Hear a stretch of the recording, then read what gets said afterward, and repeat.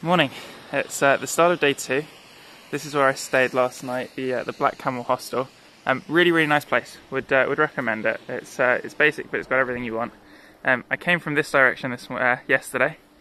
I've got 30 kilometers to do today. In this direction here, it's 9:15. I only finished breakfast sort of 30 minutes ago, so I'm gonna walk for the first 45 minutes or so just to let my food go down. There's a useful little map here which shows where I've got to go at least the first part of today. So we're in the Black Valley here, and I've got to get to Glencar, and then from Glencar I have to go north to Glenbeigh. So according to this, it's 20 kilometers, and then I think it's another 12 or something up to Glenbeigh. So I've got a long way to cover today. Let's see what happens. But for the moment, at least, it's not raining. According to the forecast, I'm going to get poured on. But I think I've only got the one book. I think this is the church it mentions, and if that's true, then Black Valley is genuinely all of about 5 or 6 buildings. I don't think there is anywhere else around here to go out and get food, so I cooked in the hostel last night. But I think that's the way I'm going, into the Gap of Dunlow and through that way. See you in a bit.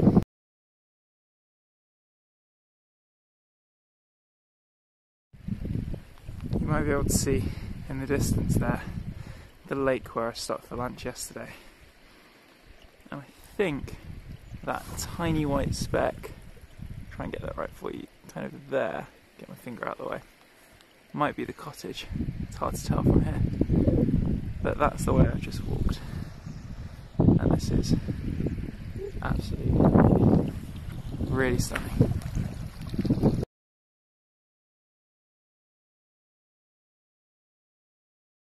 So I've been walking for about 50 minutes. I've just gone through a nice little forest section. I think it's been kind of raining and spitting constantly for the last, well, few years. It's quite foggy underneath, so having to go a little bit slow through this section. But I think breakfast is down, so as soon as I find something that's relatively safe to run on again, I'll start jogging. I just went through that forested section, which was lovely. And there's a really lovely lake down there. And I think, there's the next sign actually.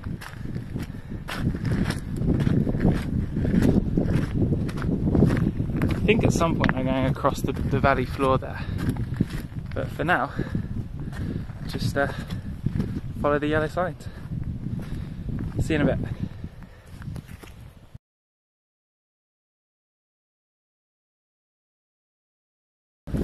Found a bit of road and the running's back on. It's been 1 hour 2 minutes. Done 5.1k according to this, so I need to speed up a little bit, otherwise I'll be getting into Glenbeigh extremely late.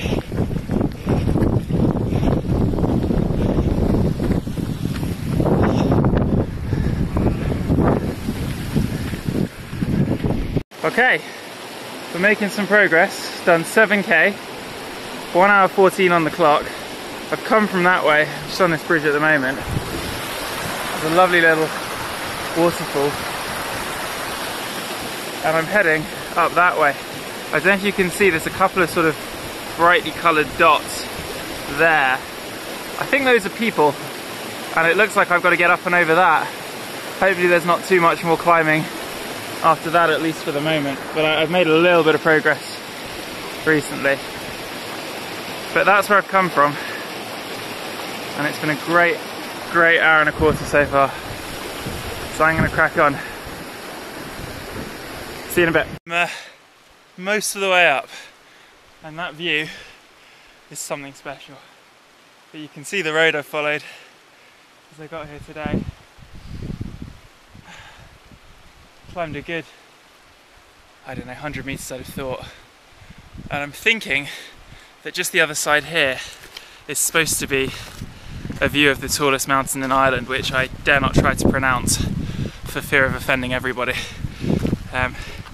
But when I spot it, I'll make sure to put a note on the video. But for now, this is quite tricky climbing, even if I'm carrying no weight. So I'm gonna put this down. See you in a minute. I've made it to the other side of the valley, and this is my next, I don't know, I'm guessing that's 10k. Yeah, it's a very long way. But Glencar should be up that way somewhere. Yeah, I think so. I just gotta get there. See you in a bit.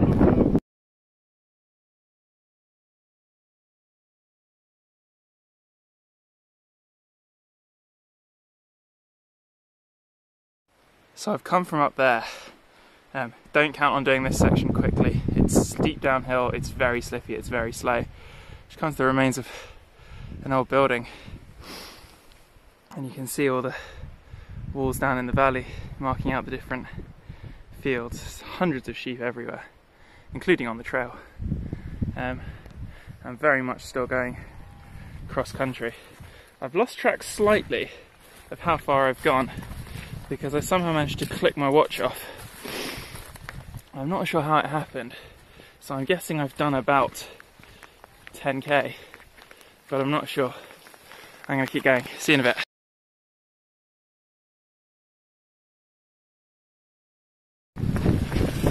So I met a couple of locals who told me that once I got back onto the road, it was 5 or 6 kilometers to Glencar, but it should be like this the whole way. That would get me into Glencar for about midday. It's 11 now, which would be pretty good.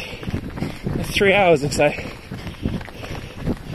and then I can grab something light in Glencar, walk for an hour whilst it goes down, and then jog the rest of the way to Glenbeigh. With a bit of luck, I'm there by 3:30, something like that. But in the meantime, I have the most fantastic scenery for running in. It really is beautiful here. And at least for the second, it's not raining.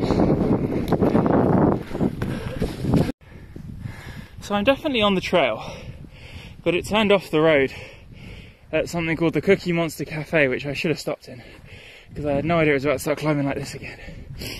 That's the road I was on. I imagine we're going to go up and over this mountain that I've come from around that way. And I'm climbing once again. Oh, it's very tiring. It's better than being at home.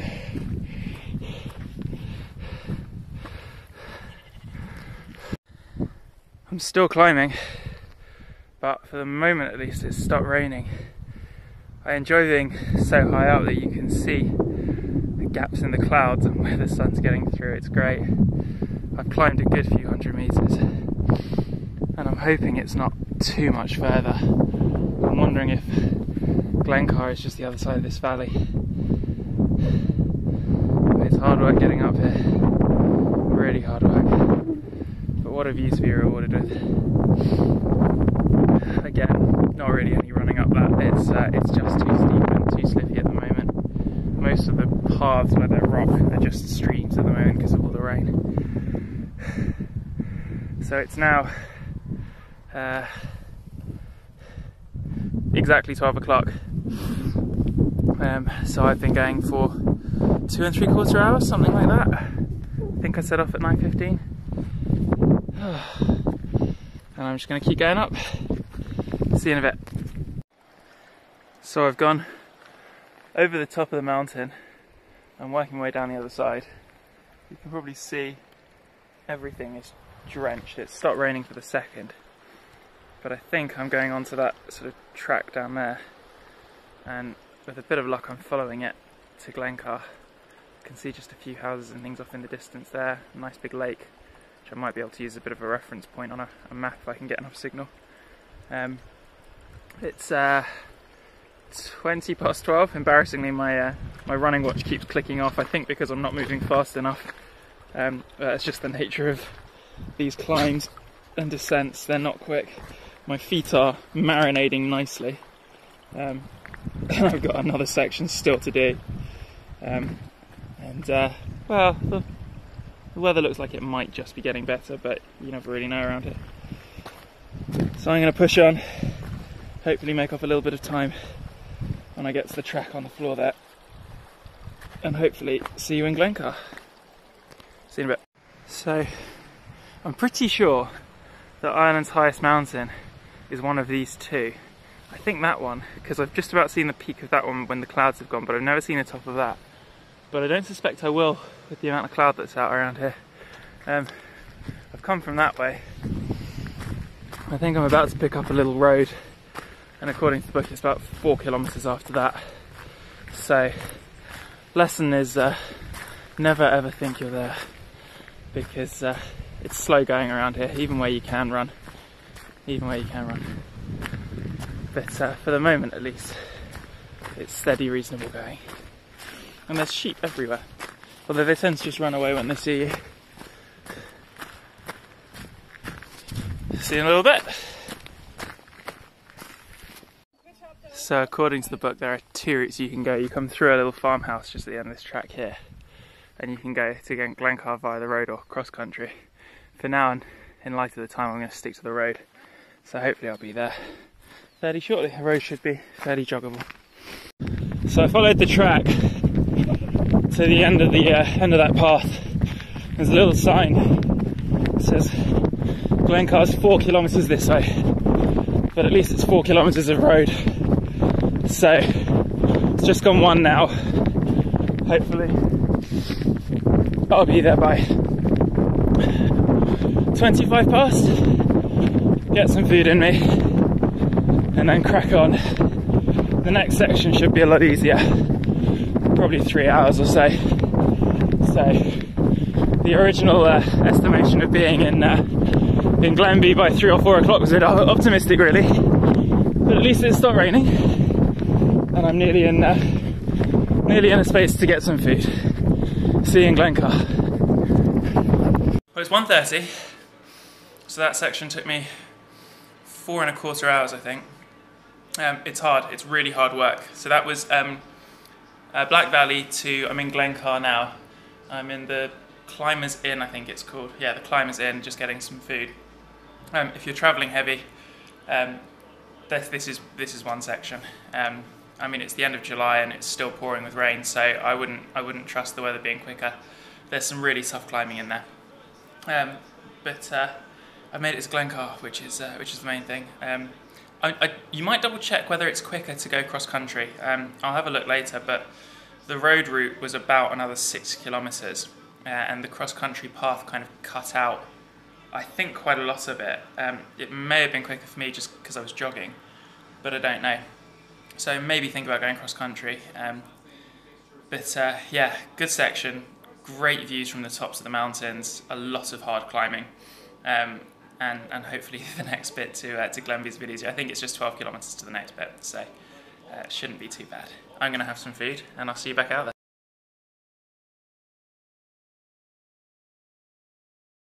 So I've been trekking on this forest path for about 30 minutes. I think I'm going the right way, but I've not seen any signs anywhere for a long time. But what's really quite cool is how you've got this one forest on the left, which almost seems kind of dead. It's total mud and sort of sandstone. All the trees seem, I mean, sort of like they're dying. But on the left is just lush greenery. It really is great. I can hear a noise, which I'm assuming is a river of some sort. But at the moment I'm kind of just trusting that I'm going the right way. There's no signs anywhere, albeit I've not seen any other obvious turn-off points. So let's see where we end up.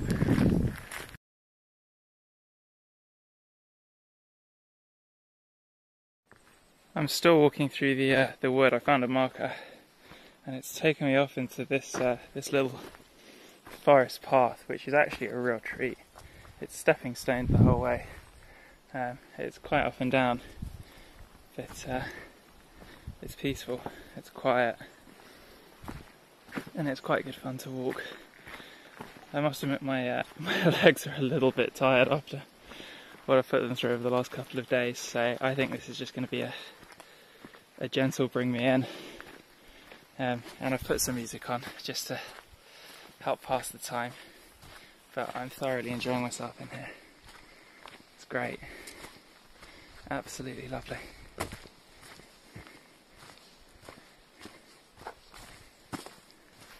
So I came out of the forest, which was a real treat of a section, and I think still buried in the cloud there, that's, I think it's pronounced Caratuhil, the tallest mountain in Ireland. I don't think I'm ever going to get to see the top there because of the clouds, but that gives you some idea of just how far I've come today.